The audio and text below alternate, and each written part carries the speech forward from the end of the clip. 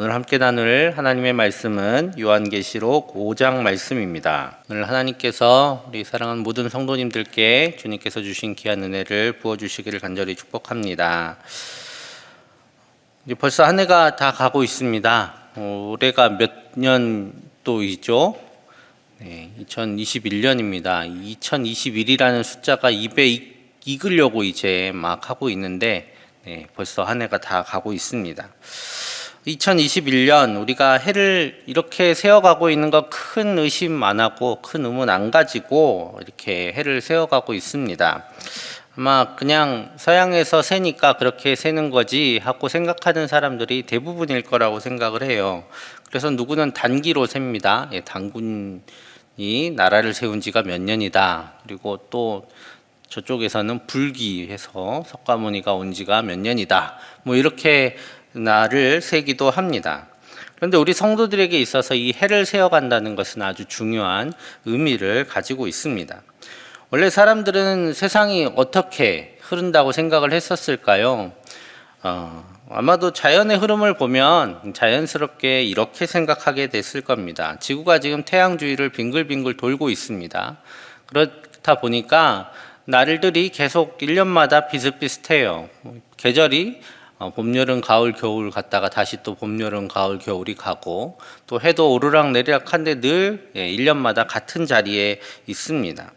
작년과 올해에서 다른 점을 느낄 수 있다라는 것은 아마도 노쇠해져 가는 우리의 몸을 보고 또 자라나는 우리의 자녀들을 볼 때 알 수 있을 뿐이지 이 세상을 봐서는 자연이 바뀐다라고 생각하기는 쉽지가 않습니다. 그래서 동양에서는 60년을 기준으로 해를 셌어요. 여러분들 잘 아시죠? 12간지를 통해서 또 10간을 통해서 60을 만들어서 해를 세어갔습니다. 그렇게 세다 보면 누군가는 자기가 태어났던 해를 다시 만나게 됩니다. 그래서 그것을 회갑, 환갑, 자기가 태어났던 해가 다시 돌아왔다라고 이야기를 하면서 잔치를 벌이기도 했었습니다. 나라도 마찬가지예요. 나라도 우리가 일어났던 일들을 어떻게 기록을 해야 될까 고민하다가 결국 그때 그 나라를 다스리던 왕을 기준으로 해를 세기 시작합니다. 그래서 한글이 반포된 해는 몇 년도다 이렇게 안 나와 있고 세종 28년에 반포됐다. 세종대왕이 다스린 지 28년 만에 이 일들이 일어났다라고 이야기합니다.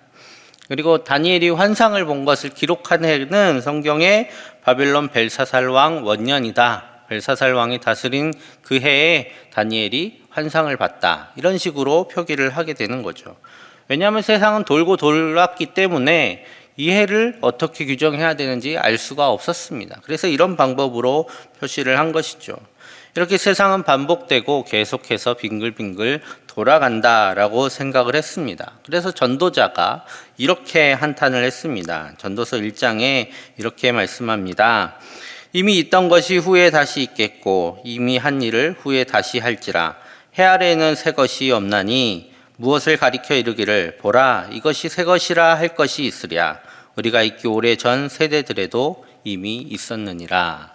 아멘. 이렇게 계속해서 돌아가는 세상 속에서 무엇이 새로운 것이 있느냐라고 한탄했던 전도자의 그 한탄이 그 당시의 모든 이들 가운데도 있었습니다.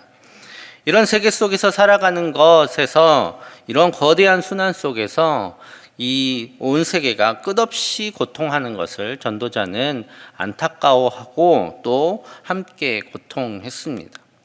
오늘 이 안타까움을 지닌 한 사람이 나타납니다. 바로 그는 사도 요한입니다. 그가 오늘 환상 속에 이끌려서 하나님 앞에 갔을 때에 무엇인가를 발견했습니다. 오늘 1절 말씀 우리 같이 읽겠습니다. 내가 보매 보좌에 앉으신 이의 오른손에 두루마리가 있으니 안팎으로 썼고 7인으로 봉하였더라. 아멘. 바로 사도 요한이 본 것이 무엇이냐면 하나님의 오른손에 들려있는 두루마리였습니다. 이 두루마리가 무엇이었을까요? 사도 요한은 환상 속에 있었으니까 그 두루마리가 무엇인지 그는 알 수 있었습니다. 드디어 아무도 벗어날 수 없는 이 거대한 이 수레바퀴 속에서 이 악의 용성함과 또 그 때문에 고통받는 이 끝없는 반복 속에서 드디어 벗어날 수 있는 온 세상이 이 고통에서 벗어날 수 있는 그 순간 바로 종말이 그 두루마리에 담겨 있었습니다. 이 두루마리가 풀려서 드디어 종말이 이 땅 가운데 온다면 온 세계는 비로소 하나님의 뜻대로 완성이 되고 이제 쉼을 누릴 수 있게 될 것입니다. 온 세계가 하나님 안에서 온전한 쉼을 누릴 수 있는 그날이 바로 저 두루마리 안에 담겨 있습니다. 이 세상을 괴롭혔던 그 악이 징벌을 받고 소멸하여서 이제는 모든 세상이 주님 안에서 평안을 누릴 수 있는 그날이 저 두루마리 안에 담겨 있었던 것입니다. 그것이 바로 종말이죠. 그런데 오늘 사도 요한이 이 세상을 바라보니 그 두루마리를 펼 수 있는 사람이 아무도 없었습니다. 오늘 4절 말씀 제가 읽겠습니다. 그 두루마리를 펴거나 보거나 하기에 합당한 자가 보이지 아니하기로 내가 크게 울었더니. 아멘. 그래서 사도 요한은 울 수밖에 없었습니다. 저 두루마리를 풀어야만 이 땅이 다시 그 모든 괴로움에서 벗어나서 하나님 앞에 온전히 살 수 있는데, 이 땅에 살고 있는 성도들이 더 이상 고통 가운데서 벗어나서 하나님 안에서 쉴 수 있는데 그 두루마리를 펼 수 있는 이가 아무도 없었다라는 겁니다. 이 세상에는 그럴 만한 사람이 없었습니다. 그 인봉을 풀어서 이 땅을 완성시킬 그 사람이 이 땅 가운데는 없었기 때문에 그는 애통해하며 또 울었습니다. 오늘 이러한 애통함이 우리 가운데 있어야 합니다. 여러분, 세상이 막 발전하고 기술이 발전하면 좀 나아질 것 같았는데요, 그것도 아닌 것 같습니다. 세상을 바라보면 부자 나라는 부자 나라대로, 또 가난한 나라들은 가난한 나라대로, 평안한 나라들은 평안한 나라대로, 또 전쟁 중에 있는 나라들은 끔찍한 고통 속에서 살아가고 있습니다. 여전히 행복하게 살아갈 것 같았지만 많은 이들이 예전이나 지금이나 그렇게 다르지 않게 살아가고 있음을 우리는 바라보고 있습니다. 이 모든 고통으로부터 우리를 구원해 주시기를 기도하는 그 간절함이 우리 가운데 과연 있는가? 이 시간 다시 이 요한계시록을 보면서 우리 가운데 품어야 될 귀한 의문입니다.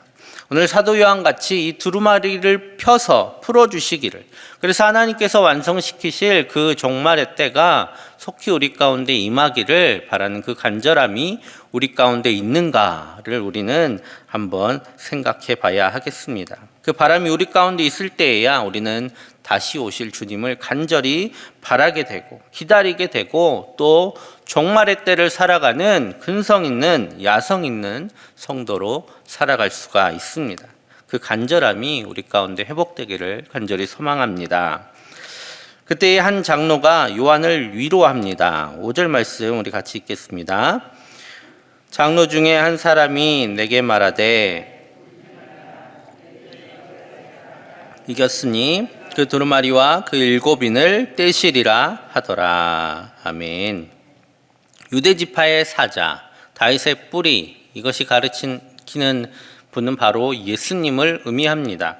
오늘 이 안에 어린 양이라고 나오는 것, 그래서 여러분들 이제 어린 양이 가서 두루마리를 받고 할 때 이 어린 양, 말 그대로 양이 막 가서 이 두루마리를 받는 것처럼 이렇게 이해할 수 있는데, 어린 양은 말 그대로 예수님을 가리키는 말입니다. 예수님이 가셔서 그 두루마리를 받았다라는 것입니다.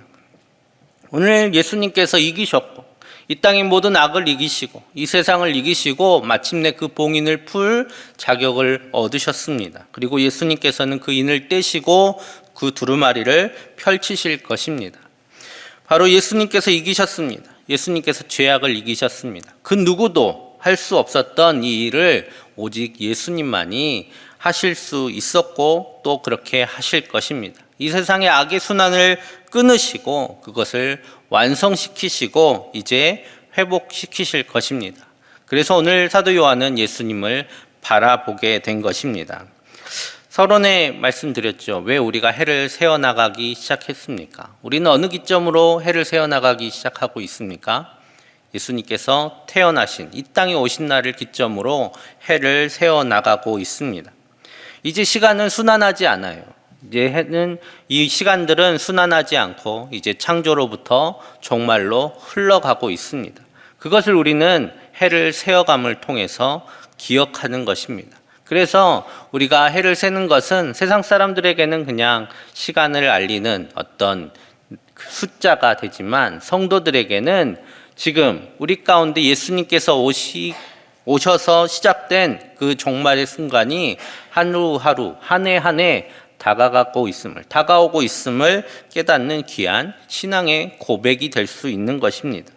그래서 우리는 시간을 세어갑니다. 그래서 해가 많아질수록 우리가 세는 해가 많아질수록 지금 종말의 때는 가까이 오고 있음을 이제 성도들은 알 수 있습니다. 예수님께서 지금 오고 계십니다. 세상을 완성시키시러, 그리고 이 땅 가운데 모든 악을 소멸시킬 그날이 지금 우리 가운데 한 해 한 해 다가오고 있습니다. 우리가 영원히 안식할 그날이 우리 가운데 다가오고 있습니다. 만약에 하나님께서 언제 오신다 그러면 우리는 아마 거꾸로 날을 셌을 거예요. 이제 예수님 다시 오시기 2000년 전, 1000년 전 이렇게 셌을 테지만 우리가 언제 예수님 오실지를 알 수 없으니까 예수님 오신 이후로 한 해 한 해를 세어가면서 예수님 다시 오실 그날이 가까워져 오고 있음을 우리는 기뻐하는 것입니다.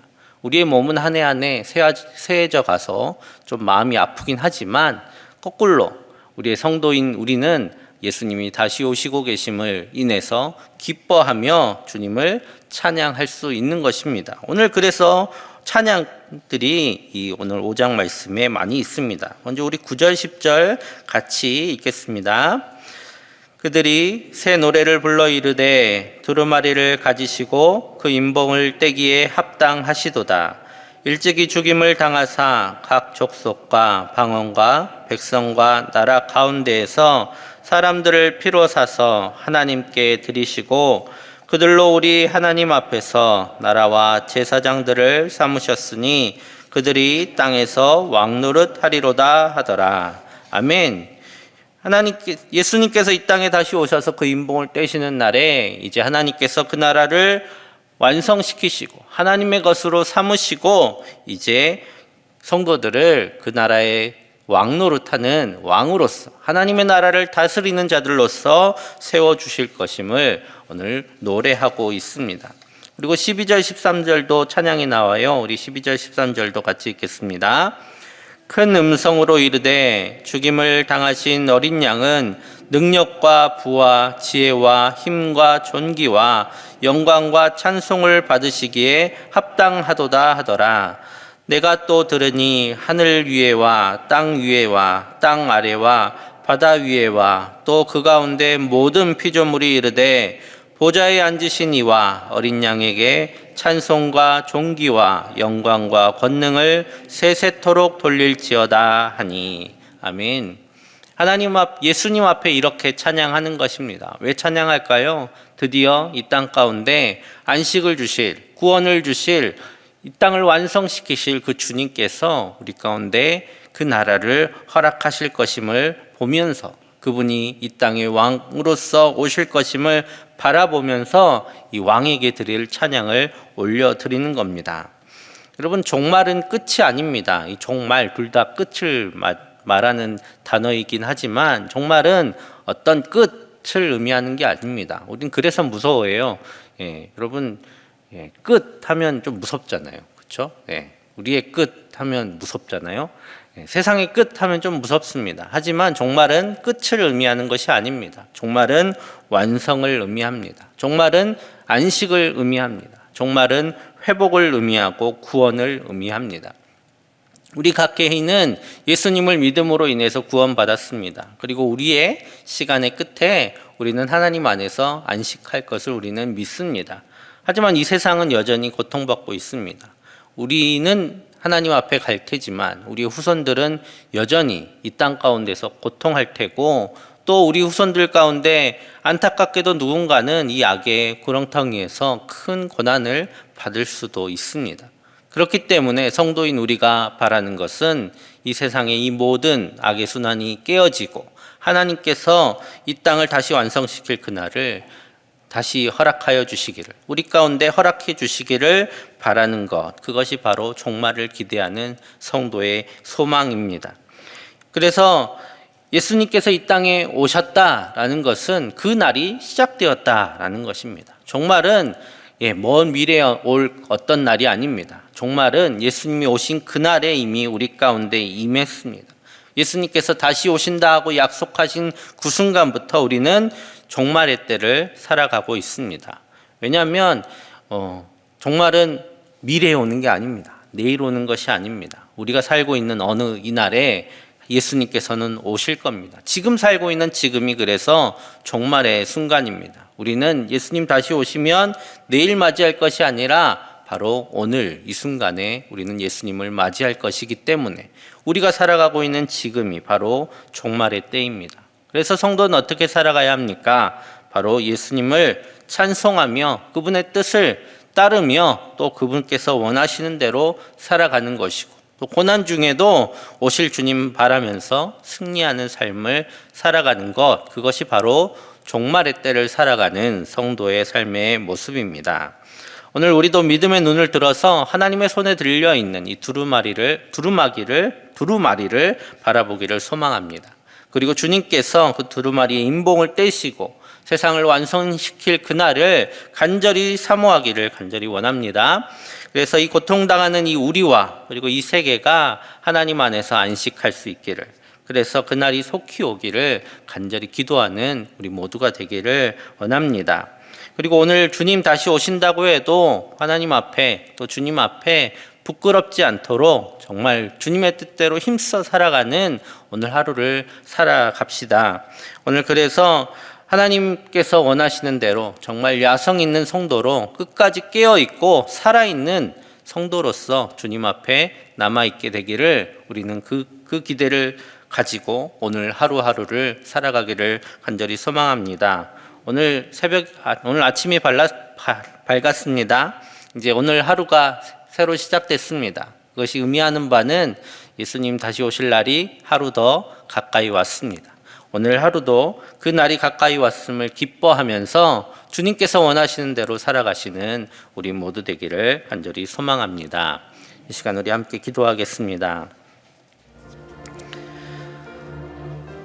하나님, 이 세상과 죄악을 십자가에서 이기신 주님께서 다시 오셔서 우리를 안식으로 인도하실 것을 우리로 바라게 하여 주시고 늘 이기는 주님의 자녀들로 살게 하여 주옵소서.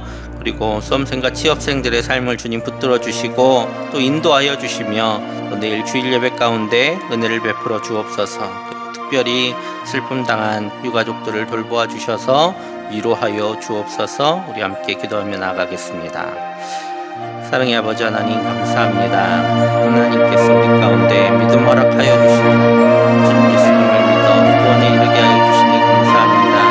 하지만 주님, 이 땅에 있는 이 모든 세계는 또 많은 사람들은 여전히 고통 가운데 홍족되며 또 괴로워하고 있습니다.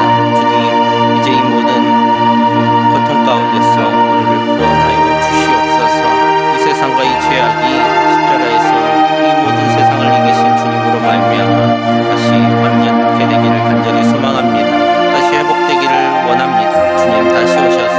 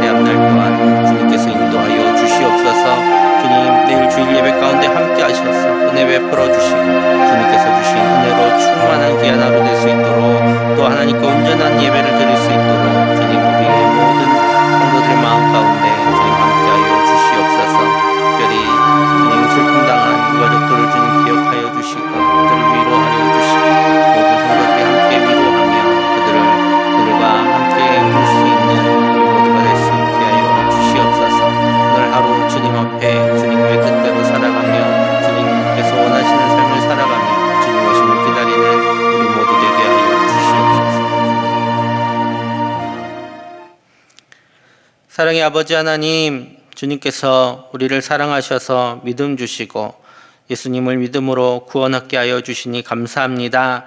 우리의 구원으로 끝날 것이 아니라 주님께서 이 세상을 온전히 회복시키시고 완성시킬 그날을 바라며 기도하며 나아가는 우리가 되게 하여 주시옵소서. 그래서 주님 이 땅의 모든 고통하는 것들과 함께 고통하며 그들을 하나님께로 인도하며 또 주님께서 다시 오실 것을 바라며 이 모든 순간을 함께 이겨나가는 주님의 자녀들로 살게 하여 주시옵소서. 주님 수험생들과 취업생들의 삶을 주님 긍휼히 여겨주시고 그들 가운데 하나님의 마음과 하나님의 담대함과 또 지혜를 허락하여 주시고 또 좋은 만남들도 허락하여 주셔서 그들을 하나님께서 붙들고 계심을 그들이 알고 주님 온전히 의지하며 나아가게 하여 주시옵소서. 내일 예배 가운데 주님 함께 하셔서 주님 앞에 온전한 예배 드리게 하여 주시고 주님께서 주신 은혜로 충만한 귀한 예배가 될 수 있도록 오늘을 준비하는 시간 되게 하여 주시옵소서. 오늘 특별히 장례를 당해 슬픔 당한 가족들을 주님께서 불쌍히 여겨주시고 위로하여 주시오며 우리 모두 그 위로에 함께하여 주님 함께 울며 또 그들을 위로할 수 있는 귀한 아름다운 공동체 될 수 있도록 주님 또한 함께하여 주시옵소서. 오늘의 모든 순간 가운데 주님 인도하시고 또 돌보시고 기쁨의 날이 될 수 있도록 함께하여 주실 줄 믿사오며 예수님의 이름으로 기도하옵나이다. 아멘.